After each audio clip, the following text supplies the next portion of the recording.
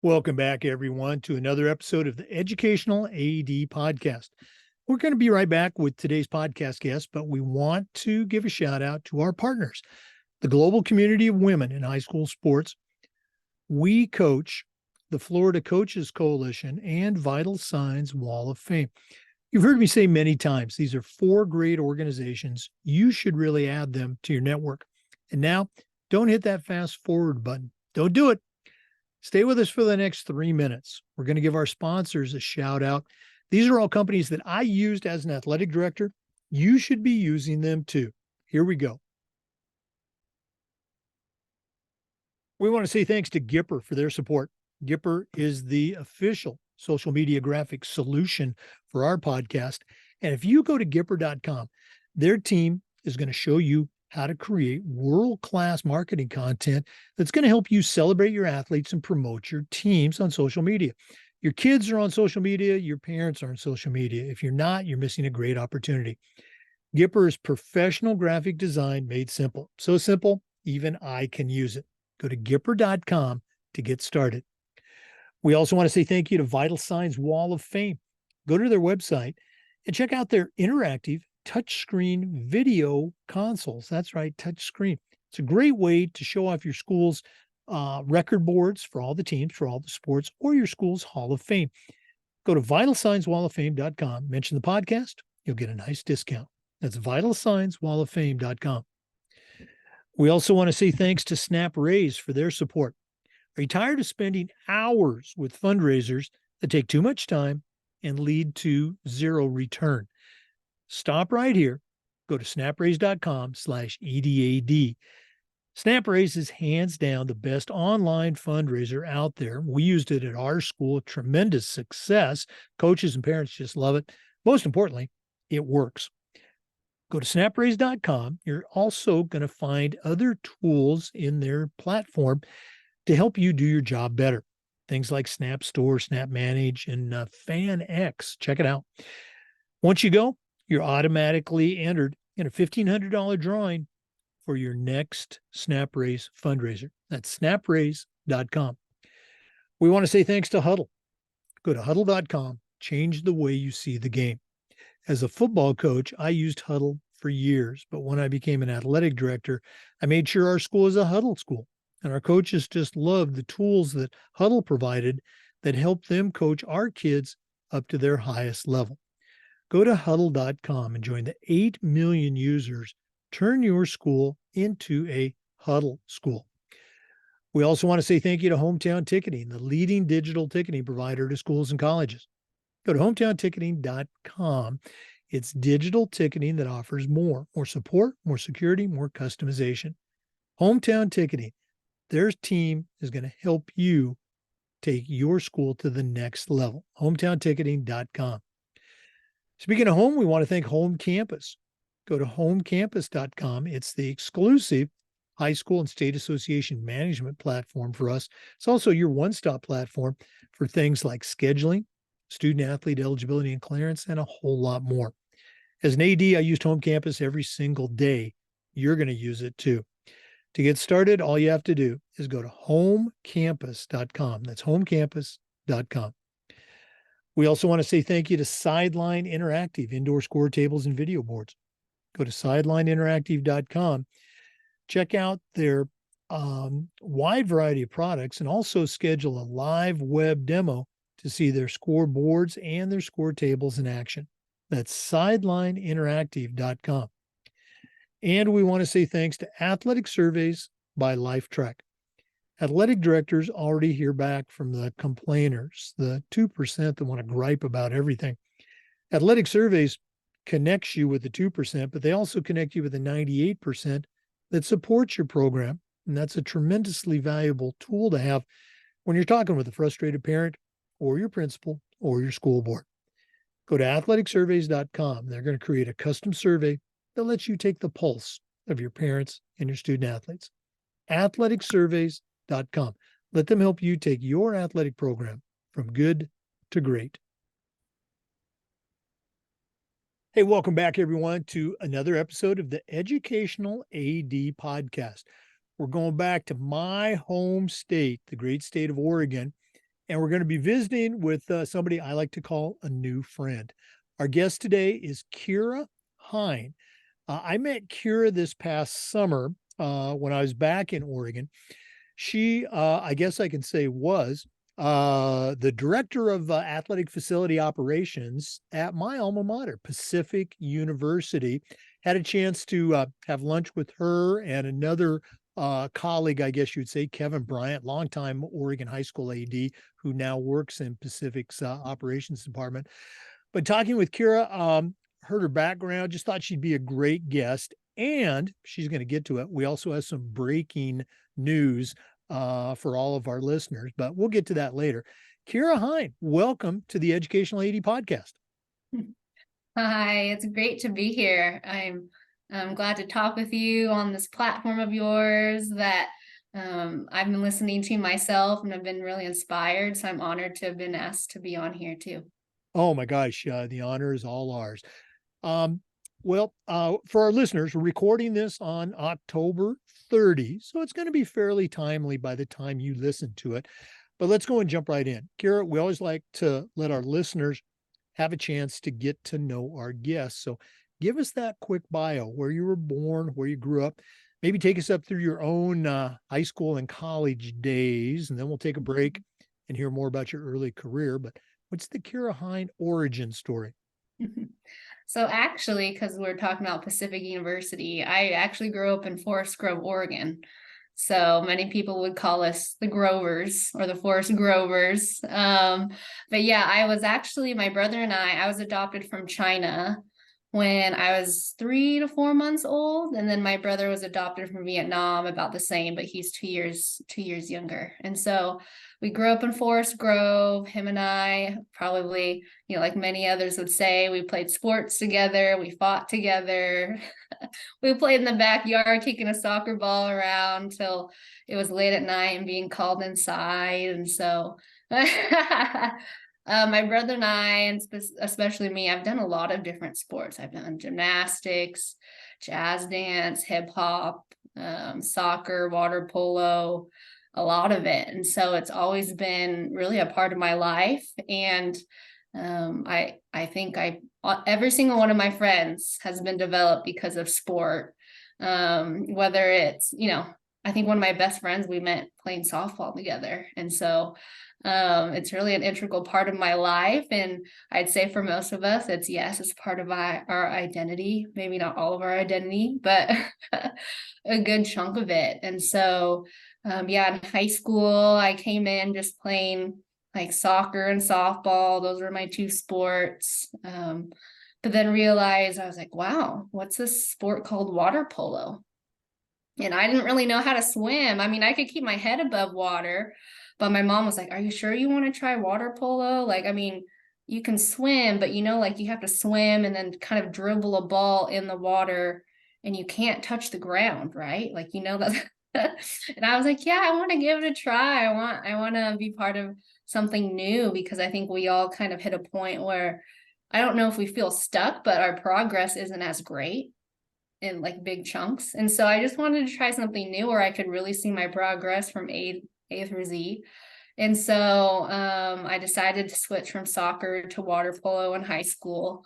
And that was a challenge for sure. I thought I was a pretty good swimmer, but water polo turned me into a great swimmer. And the sport itself was so much fun. And then, of course, I became a swimmer in high school just because I wanted to stay in shape and become a better swimmer for water polo. But softball really was my sport. The one that, I played all my life, the travel ball teams and everything. And so played a little bit at Clackamas Community College, my first 2 years of college. And that's kind of just my story so far with that. I went to college in Pacific. Obviously, you grew up there. When I was there a long time ago, let's say in the late 70s or early 80s, it was still very much kind of a sleepy, small town. Now, certainly it still has that aspect, but it's expanded quite a bit as Portland and Beaverton have encroached. The water polo, I've been an athletic director at a lot of different schools. We've had swimming at some of the schools I was at, but we never had a water polo team. As you allude to, the pool wasn't deep enough. I know because we met before and you said softball was your big sport. How did you manage being a member of multiple teams and, giving softball, which I think you said it was your love, the attention that you felt it needed? Was that a challenge or were your coaches cooperative? Did they make it easy for you? I found just with the coaches I've had, they really encourage multi-sport athletes. And I feel personally, I felt a little burnt out, to be honest. And so I kind of needed that water polo and swim sports just to kind of take my mind off of softball. And so it was a release, and I got to, know more people, get to see how different sport cultures are, experience what an individual sport, feels like and looks like, because for the most part I've done team sports. And so I found that it was really supportive. I never felt like I shouldn't do it, or discouraged. But I was actually, my graduating class, I was the only senior out of a class of, I think it was like 350, the only male and female to be a 3-sport athlete, so that graduating class. So that's surprising to me, but I never felt like it was discouraged for me to do that. Oh, well, that's fantastic to hear. And athletics directors today, I think the vast majority promote that multi-sport experience. So I'm glad that it was able to work out for you. And your comments about kind of feeling burned out about a year-round sport, those really resonate with athletic directors. That's the opposite of what they want any athlete to feel. They want them to love the sport, and hopefully they have an opportunity to love multiple sports like you. That's very cool. Thanks for sharing. Mhm. For our listeners, our guest today is Kira Hein. She has been the director of athletic facility operations at Pacific University. We're going to hear more about her career path, just an incredible career path. But let's take that first break. But we're coming back with some more. This is the Educational AD Podcast. We want to say thanks to our good friends at Gipper for their support of the podcast. Go to Gipper.com. Their team is going to show you how you can create custom sport graphics for your school's social media channel in seconds. Your kids are on social media, and if you're not, you're missing a great opportunity to promote your athletes, celebrate your team's accomplishments. Go to Gipper.com. It's used and trusted by over 3,000 athletic departments across the country, and it's professional graphic design made simple. In fact, it's so simple, even I can use it. Go to Gipper.com, start creating world-class content for your school's social media channel. We also want to say thank you to Vital Signs Wall of Fame. Go to their website and check out their interactive touchscreen. That's right, touchscreen video consoles. It's a great way to show off your school record boards for all the teams, for all the sports, or your school's Hall of Fame, or simply showcase your school's diverse history and your proudest moments. Go to vitalsignswalloffame.com, mention the podcast, you'll get a nice discount. That's vitalsignswalloffame.com. Welcome back, everyone, to the Educational AD Podcast. Once again, our guest is Kira Hein. She is the Director of Athletic Facility Operations at Pacific University. It's a D3 school in Forest Grove, Oregon, probably about 35 minutes outside of Portland.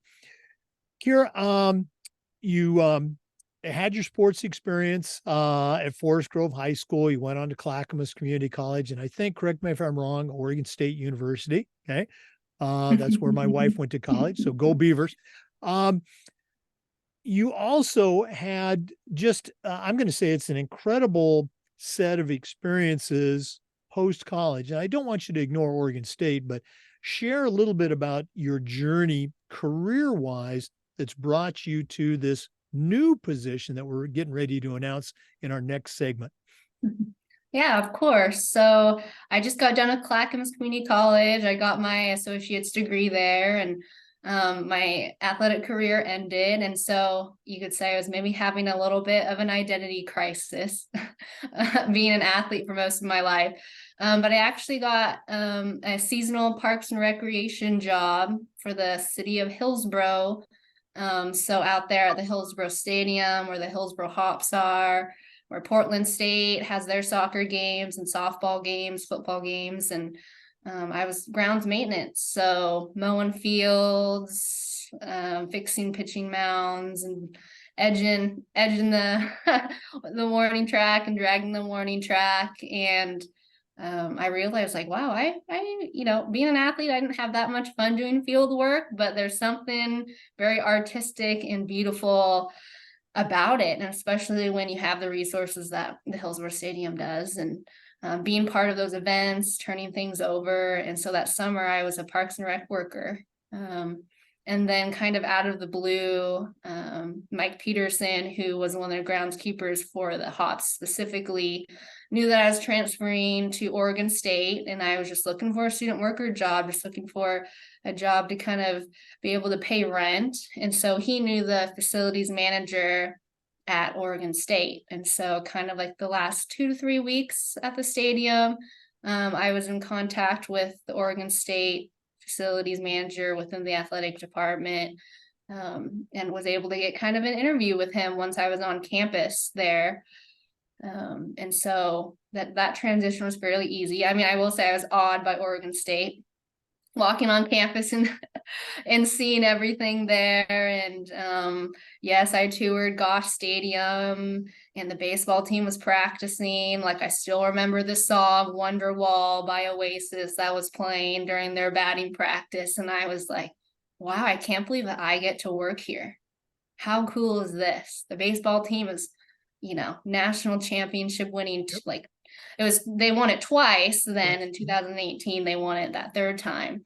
And so it was specifically like a student worker job for facilities and event management. So it was a lot of maintenance, and then it was also working the events, working with officials, being the liaison for that. And so I spent my time there at Oregon State, I think, for 2.5 years. And I got just like a lot of broad experience just with maintenance and net and postseason and women's basketball and all of that. And then when I realized, like, this is what I wanted to do and for my career is work in sports, I ended up getting a graduate assistant job with the University of Washington. Well, I guess actually before that I was with the Portland Pickles and Corvallis Knights as well. I kind of forgot about those two steps, but yeah, I was with the Portland Pickles, or a wooden bat league, doing just like marketing, operations, concessions, ticketing. So that internship was nice because I got to see a little bit of everything. And then Corvallis Knights, I was their groundskeeper, so working with Brooke Knight, their head coach, and they won the West Coast League Championship that year, which was really fun to be a part of. And so I guess after those two stints, then I was a graduate assistant for the athletic department in event management at Washington, and earned my master's degree in intercollegiate athletic leadership. And UW is a very beautiful campus as well.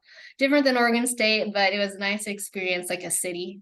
Just because Forest Grove and Corvallis are kind of similar, so it was nice to experience something new. And then, I spent my time there at UW working in event management department. And then this job popped up at Pacific University. And so applied for it, didn't know what would make of it. I was still in grad school at the time, but that program is unique just because I could be after the first semester. So I was online for the most part, so I could work and be part of that program as well. And then I've been at Pacific for almost 5 years.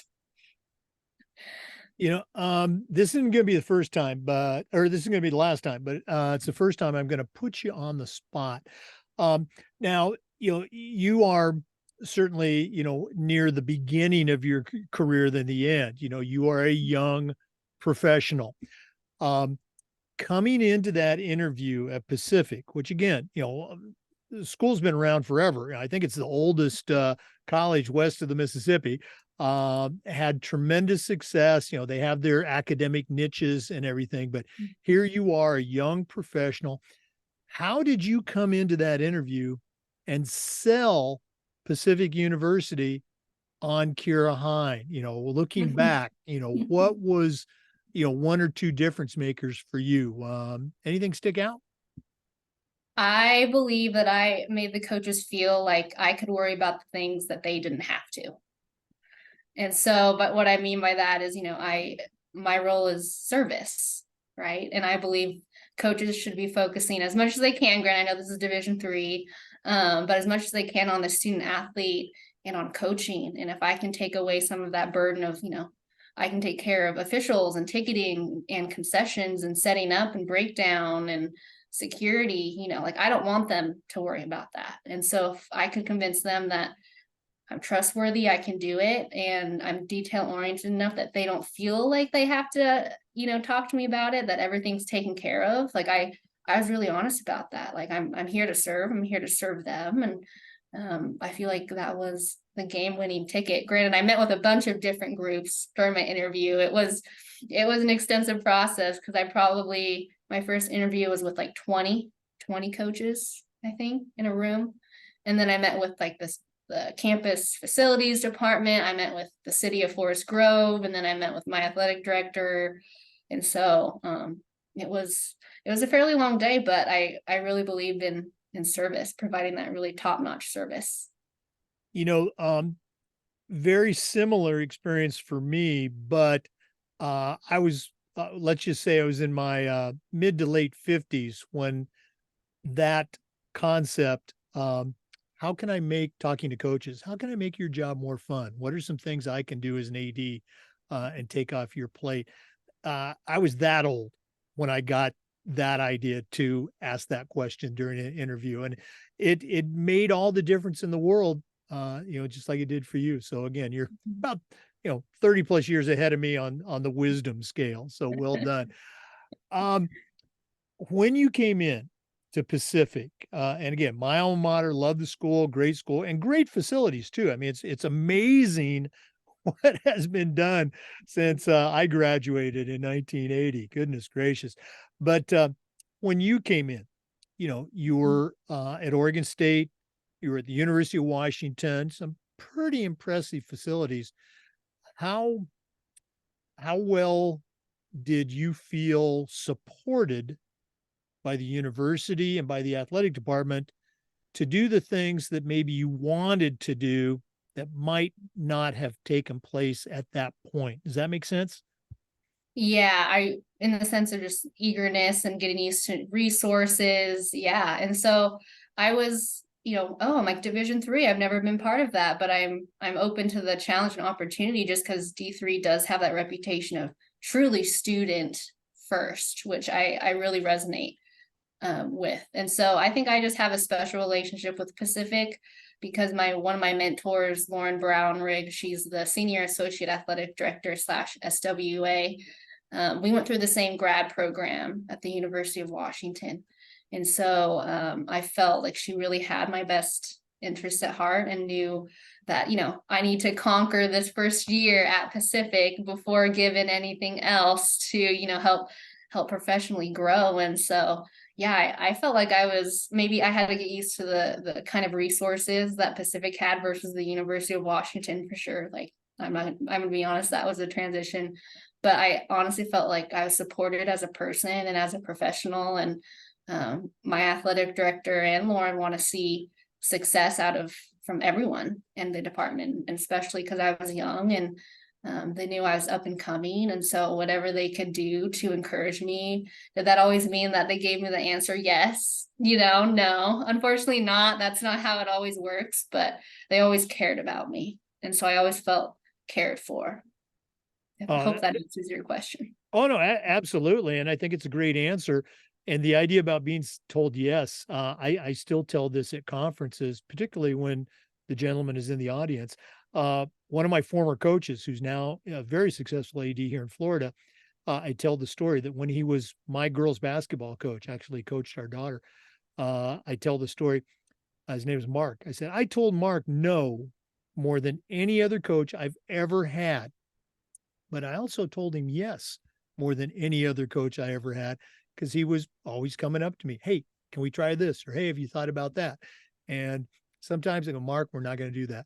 but there were many times that Mhm. we said yes. And so, you don't always have to be told yes, but keep working with your coworkers, particularly your supervisors, and they're going to start saying yes more. For listeners, our guest once again is Kira Hein. She is the Director of Athletic Facility Operations at Pacific University. That's in Forest Grove, Oregon. We're going to take another break, but when we come back, we're going to have some breaking news for our listeners. So don't go away. Please stay with us. This is the Educational AD Podcast. We want to say thanks to Snap Raised for their support of the podcast. Are you tired of spending hours and hours with fundraisers that take too much time and lead to little or no results? Well, stop right here and go to snapraise.com/EDAD. SnapRaise is hands down the best online fundraiser out there. We used it at our school with great success. Coaches and parents loved it. And what's most important, it works. Go to snapraise.com, check out the fundraiser. Also, check out the other platforms in their suite. And you're automatically entered for a $1,500 drawing on your next Snap Raise fundraiser. Go to snapraise.com/EDAD for more information. We also want to say thanks to Huddle. Go to huddle.com and change the way you see the game. As a football coach, I used Huddle for years, but when I became an athletic director, I made sure our school was a Huddle school, and our coaches just loved the tools that Huddle provided that allowed them to coach our kids up to their highest level. At Huddle, we believe in sports, and teams believe in Huddle. Join the 8 million users. Turn your school into a Huddle school. And we want to say thanks to Hometown Ticketing, the leading digital ticketing provider to schools and colleges. Go to hometownticketing.com. It's digital ticketing that offers more. The Hometown team will show you from step one how to set up and start selling your tickets online, not just for athletic events, but for things like school plays, concerts, school dances, even graduation. And here's the best part. Every school is assigned a dedicated client success manager to provide you hands-on support every step of the way. That's every step of the way. Go to hometownticketing.com. Whether it's more support, more security, or more customization, Hometown is here to make the best online ticketing solution for you. Go to hometownticketing.com to get started. Hi, Jake. Thanks again for having me on. But big shout out to Hometown Ticketing. We use that here at Pacific University, and we just really like how we can put our own sponsorships in with the tickets. So, because we're partners with Coca-Cola and Black Dog Restaurant, which is a local restaurant here, and it's nice to be able to incorporate that on our tickets that we give to fans and student athletes' parents. And so they've been really great to work with. Well, I really appreciate you sharing that. And for our listeners, you can see that even at the college level, they're using hometown ticketing. Now, again, this will be the second time I put you on the spot. Mhm. Was that something that you brought in as a change, or were they already doing online ticketing? It wasn't something I personally brought on as change. I think just as a department, we wanted to get away from the paper tickets.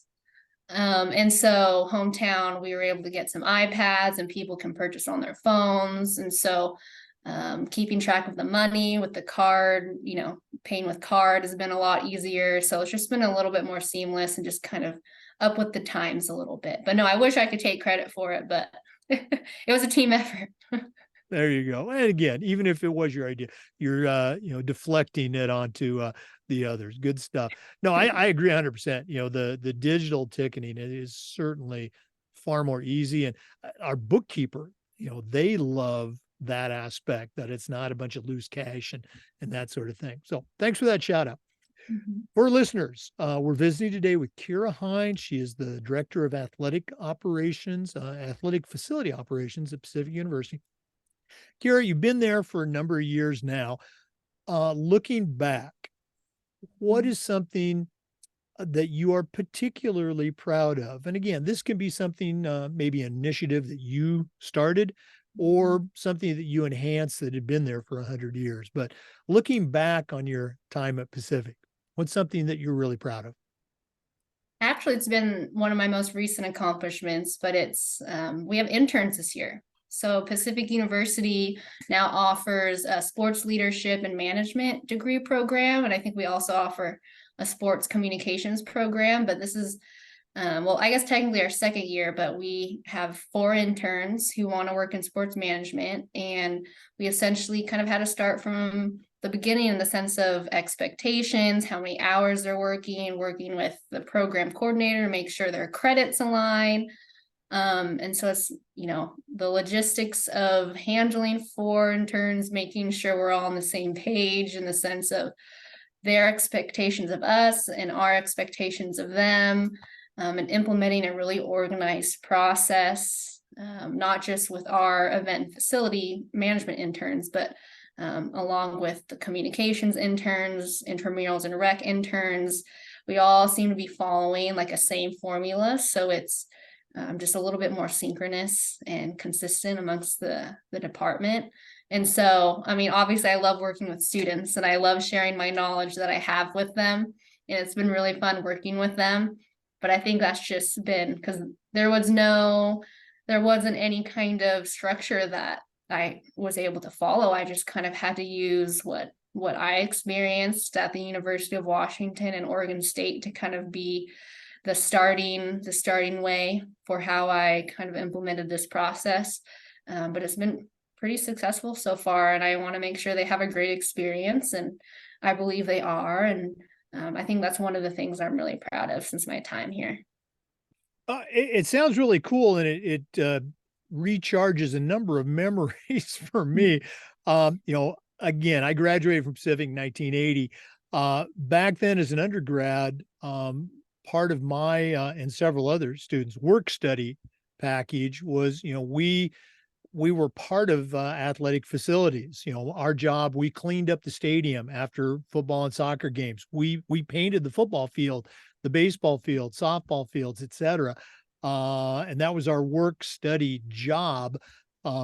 Didn't think about it as a potential career, but when you look at the things that we were doing, it was great training for some of those jobs you end up doing as an athletic director.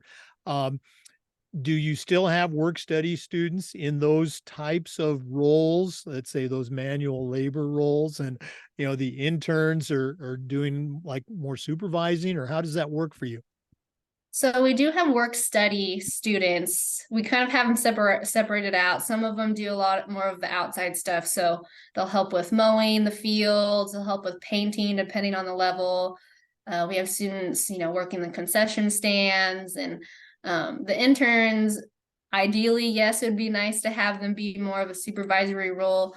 But they're kind of just getting their feet wet still, for a good number of them, this is their first internship. And so, yes, we want to give them other experiences than maybe we give our student workers. But first, like, they have to know the facility, they have to know every duty, they have to be able to do every duty before we feel like we can trust them with a little bit more.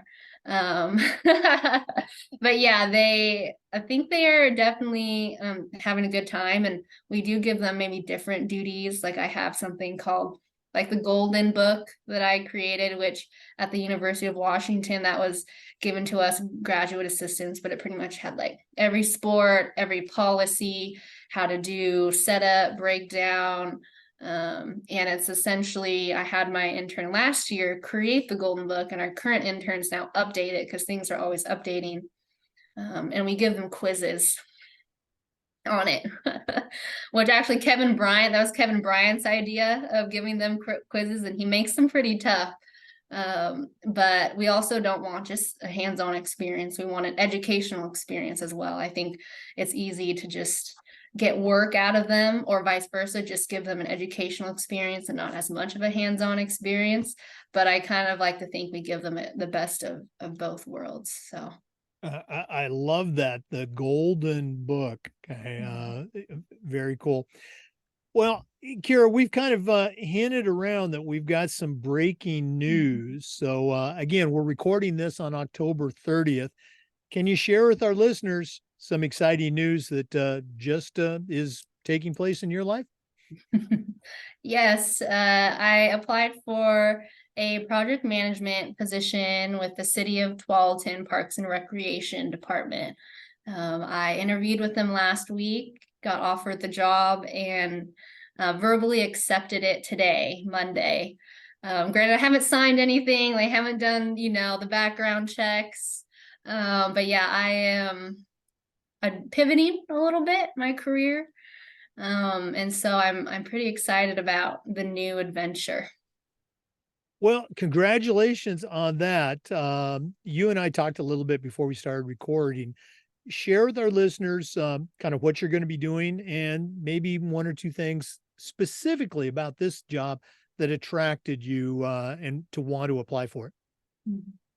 So we all know this, but high school ADs and Division 3, our job descriptions are so broad. We're doing a lot of different things. And so at my time at Pacific, I realized that project management and those small capital projects that I've been kind of working on is a strength of mine. Like obviously relationships and people is my number one strength. But I just really wanted to hone in on managing those projects and dealing with contractors and contracts. And so this job popped up and I was like, wow, this leans into my gifts. Kevin Bryant likes to call them my gifts. I just say strengths, but and so I was like, okay, well, I'm scared to leave my student workers, my interns, and all the relationships that I built here at Pacific, which makes it so hard to leave. But I just still have that hunger in me a little bit to learn a little bit more about myself and what I can contribute. And so when I saw this job, I was like, okay, it's a little bit of a risk but I'm going to jump and see what happens. And so this job would be entailing, I think, City of Tualatin, they just had like a $25 million bond that passed, and it's supposed to update athletic fields, playgrounds, play structures, nature trails. And so I'd be in the middle of it, logistics, handling all the different moving parts. And so it'll be, I think at Pacific, I've been a lot on like the customer end and not necessarily all the contractor end of like work change orders and contract amendments. And so this position, I would be more, I guess, what you'd consider the contractor type of duties. And so that is, I think, as of now, my understanding of the job. And so, yeah, I accepted it today verbally. Well, congratulations. We're certainly going to be following this as it develops over the next couple of years. And you mentioned Kevin Bryant. For listeners, Kevin was a guest on the podcast, long time high school AD in Oregon, and spent some time in Washington too. Instead of retiring like me, he's still working hard. He's Kira's, I hope I don't misspeak here. He's kind of your assistant facilities director there. How is your staff going to increase? You've got Kevin Bryant on your staff now. How many are going to be on your staff with this new job with the Tualatin Parks and Rec? So actually, this is a brand new position with the City of Tualatin, from my understanding. And so I will not have any one that I'm overseeing, which, to be honest, I'm okay with, just because the scope of this job, I'm going to be gaining a lot of technical knowledge. And so being able to focus on that. I mean, am I a little sad about, not having that, but I'm pretty young and I have a lot of time to lead and manage people. But I'm really just excited to see what I can do with this strength of mine of managing these projects. Yeah, and sometimes it's good not to have people that you're managing. Boy, congratulations on the job. And again, we're going to be following this. Let's go and take another break, but we're coming back. Again, for our listeners, our guest is Kira Hein. She is the former director of athletic facility ops at Pacific University, and just getting ready to start a brand new job as we speak with the city of Tualatin in just outside of Portland, Oregon. Let's take that break, but we're coming back. This is the Educational AD Podcast. We want to say thanks to our good friends at Home Campus for their support. Home Campus is the exclusive high school and state association management platform for us. It's also your one-stop platform for things like scheduling, student athlete eligibility and clearance, and a whole lot more. As a high school athletic director, I used home campus every single day, and it was just great. And the home campus team was great to work with too. To get signed up, all you have to do is go to homecampus.com. That's homecampus.com. We'd also like to thank Sideline Interactive, indoor score tables and video boards. Go to sidelineinteractive.com and schedule a live web demo to see their score boards and their score tables in action. Probably one of the best purchases I ever made was our Sideline Interactive indoor score table. Of course, we used it for home games, but we also used it for pep rallies, for signing ceremonies. Their products are tremendously versatile, and their customer service just outstanding. Go to sidelineinteractive.com, schedule that live web demo today. That's sidelineinteractive.com. Welcome back, everyone, to the Educational AD Podcast. Kira, one of the things we try to do with this podcast is the idea of sharing best practices. So once again, I'm going to put you on the spot. What are some things that you've seen in your career? And again, you've got an incredible background of experiences, including, your time as the director of athletic facilities at Pacific. What are some things that you've seen, or maybe these are initiatives that you actually created that you would consider a best practice that you can share with our listeners? So this is kind of like a work in progress, but this year we actually took over concessions in-house. And it's actually been a really great learning opportunity just to see what sports sell the most bags of popcorn. We even named our popcorn bag the Buckley bags because our athletic director is Keith Buckley. And so we call them Buckley popcorn bags. But it's just been really, I've become a little bit more data driven, or trying to be a little bit more data driven. And I think our department's trying to lean a little bit that way as well. But just, by knowing how much money we make each game by each sport helps you make decisions on next year, in the sense of what you sell, what maybe you offer more or less depending on the sport, based on just the crowd. And that can be maybe a little bit controversial as well, because you want to give the same experience to all teams and all coaches. But I think it's important to have the data, and then being able to make decisions based off of that, to try and just be more consistent. Like, equity and equality is really important now in society. And I think it's difficult even just defining those two words. And so having data to kind of just help us make the decision, not saying it's a hard yes or a hard no, I think will help just create more of a consistent system. Granted, I'm not an athletic director, and I haven't actually instilled this myself because we're still in the gathering data ourselves, but I think that's just one example of just best practices. Oh, no, absolutely. I think anytime we have more data, it helps make that informed decision. And, sometimes the data might show this and you go, well, that's not what we want to do. We want to be, better or different or whatever it is. You've had an opportunity, you mentioned you're not an athletic director, but you've had an opportunity to work with athletic directors, either as a student athlete or as a student, or in your career at a variety of different levels. So what are some, and again, I think I'm putting you on the spot for the 18th time today. What are some things that you have seen as common factors of success from the athletic directors that you have worked with so far in your career?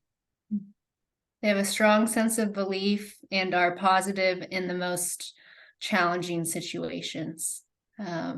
Keith Buckley specifically, when we're going through COVID, we were on Zoom meetings, right? Just like everyone. And he would always say, all right, let's end the meeting with the box are positive. What's going on that's positive within your programs? And so, it's every meeting during COVID felt just awful, right?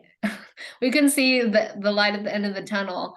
But he was really great at taking a situation like that and ending on a positive note. And that seems to be the commonality. Like Kevin Bryant's the same, like Jennifer Cohen at UW, and everywhere that I've been, that seems to be a common theme. And humility. I'm a big believer in humility. COVID again is a good example of that. Like I think we all could look back and say, oh, I think I wish I made a better decision, or why did I decide to do that? Or I could have given that student athlete a better experience if, I did this instead of that. But admitting that, okay, well, I made a mistake and I recognize it, and moving on and it won't happen again is important.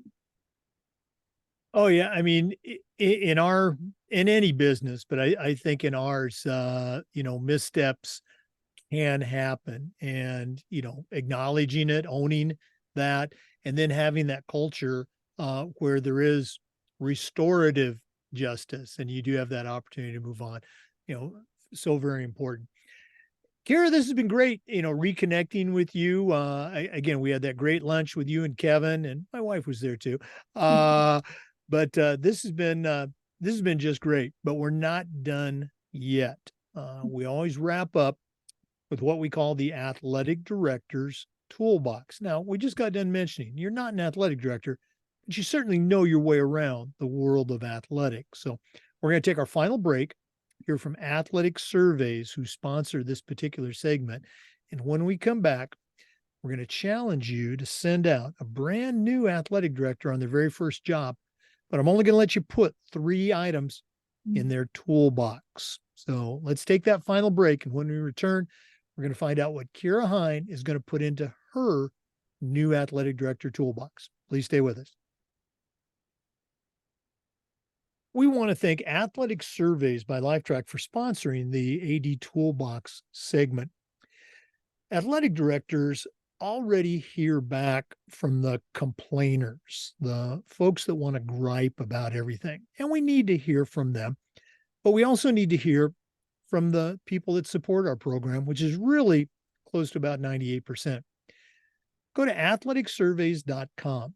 They're going to create a custom survey for your school that lets you take the pulse of your parents and your student athletes.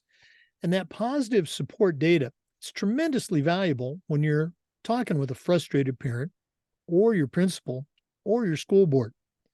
Go to athleticsurveys.com. Let them create that custom survey.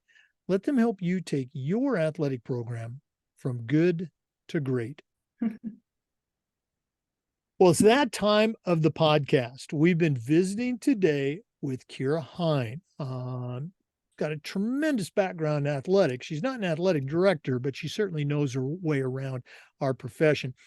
Right now, I'm challenging her to send out a brand new athletic director on their very first job, but I'm only letting her put 3 items in their toolbox. So, Kira, what 3 things are going to go into your new athletic director toolbox?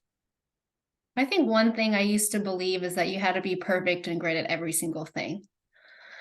I think it's just that competitive mindset, but I've really realized that you need to figure out your strengths and values, and then find people around you that complement you. And so I guess in the sense of athletics and being an athletic director, finding your senior management team or your associate AD that, maybe makes up for some of the weaknesses, or maybe not weaknesses, but you have a certain amount of strengths, and you need people around you who challenge you and can make up for that. Which I think personally, Kevin is one of my perfect compliments. Don't tell my husband that, but We get it. Yeah, the second one would be, I think when you walk in, you need to figure out just all the important players, and not just within athletics, but you work on a campus, especially if you're on a small campus. You don't do everything yourself. You don't have your own HR department. You don't have your own. Everything is shared, and so making sure you figure out those relationships and how they intertwine and work together is really important. And then last but not least is I use a lot of duct tape and zip ties at my job right now. I don't know how many times where I'm like, oh, I don't have time to really fix that right now. Let's just use a zip tie or a duct tape to just make sure it's safe for the time being. And so I don't know if an athletic, well, it might depend on the athletic director, but always having duct tape and zip ties, screwdrivers in your office ready to go and to be used at any point in time. Well, I can tell you from my experience as an athletic director at most of the schools I've been at, having duct tape and zip ties is crucial. And I think I'm gonna have to go back and check. I think you might have come up with a unique tool in this collection of the toolbox, and your other tools. Again, just outstanding. I like the way you phrased that. Find out who the important players are, but then you went into building those relationships and finding your team, people that are going to complement you. Just great stuff. Outstanding. I hope you're able to do all of those in your new job. Here, we didn't do this initially, so we're going to do it now. If one of our listeners wanted to reach out and pick your brain a little bit, listeners, I think you've got a great resource here. I know you're, just recently, you've got a new job, but how can they get a hold of you? Is there an email address, or can they reach out to you on LinkedIn? Yeah, my email address is Kira, Kira, period, D, the letter D, and then Hein, Hein, and as in Nancy, at gmail.com. And then yes, I'm on LinkedIn as well, and I'd be happy to connect and bond over shared experiences. Oh no, absolutely. And thanks so much for coming on. You and I talked about this. Hopefully, we'll be able to connect again at this coming spring at the Oregon Athletic Director Conference in Sun River. Our mutual friend, your coworker, Kevin Bryant's being inducted into their Hall of Fame. And I'm actually getting to present a little bit out there. So hopefully you're going to be there. And seriously, all the best with the new job. Thank you. Appreciate it. For listeners, we appreciate you listening and want to remind you that we upload the Zoom recordings to the Educational AD Podcast YouTube channel. We do this just about every day, so come back for more new content on the Educational AD Podcast. We'll see you next time.